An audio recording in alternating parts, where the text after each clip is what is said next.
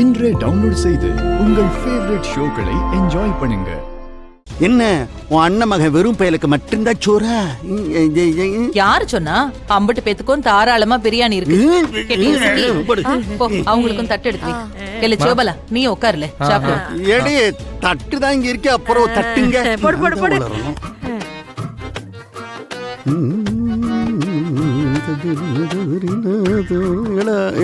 பரணி, கோர்ட்ல என்னைய நிக்க வச்சு கேள்வி கேட்டதுக்கு பிரியாணி சாப்பிட்டு கொண்டாடுதீங்களோ? மாமா, ஒருத்தன் தோத்து போறத கொண்டாடுறது உங்க புத்தி.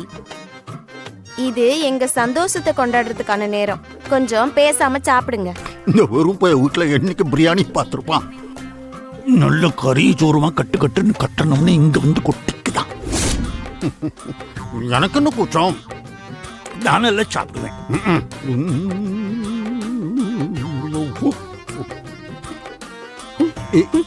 ஏ என்ன சிரிக்கிய?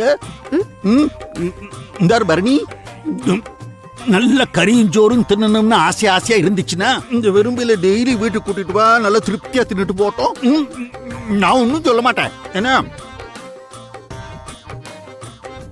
ஆமா, எங்க வான்னு கூப்பிட்டா என் தம்பியோட சொத்தை திண்ணையில அழிச்சு போடுவானுங்க. வேறும் பய கூட்டம். அக்கா, அடுத்தவன் காசுல தின்னணும்னா மானம் வெக்கம் எதுவுமே இருக்க கூடாது. காசுதான் நம்ம கிட்ட எக்கச்சக்கமா இருக்க. ஆனா அந்த பக்கம் ஒண்ணுமே இல்ல. அட கோராமியே, ஏங்க இந்த பிரியாணிய நான் செஞ்சேன்னு நினைச்சீங்களா? என்ன இது வேற மாதிரி இருக்கு. சமையலுக்கு நான் ஆளை வச்சு செஞ்சியோ? ஆமா, ஆளை வச்சுதான் செஞ்சாவ. நம்ம சம்மு வந்தான், பாய் கடையில பிரியாணி வாங்கிட்டு வந்தான்.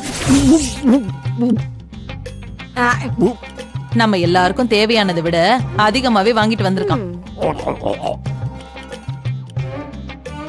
இது அம்புட்டியும் நாங்களே சாப்பிட முடியாதுன்னு சொல்லித்தான் அவங்க ரெண்டு பேரையும் இங்க உட்கார வச்சு சாப்பிட வச்சுக்கிட்டு இருக்கேன்.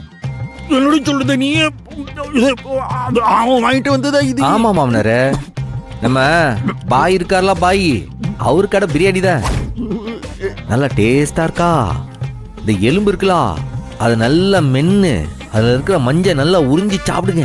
அப்பதான் மூளை நல்லா வளரு. வரட்டுங்களா? வராத. சரி சரி.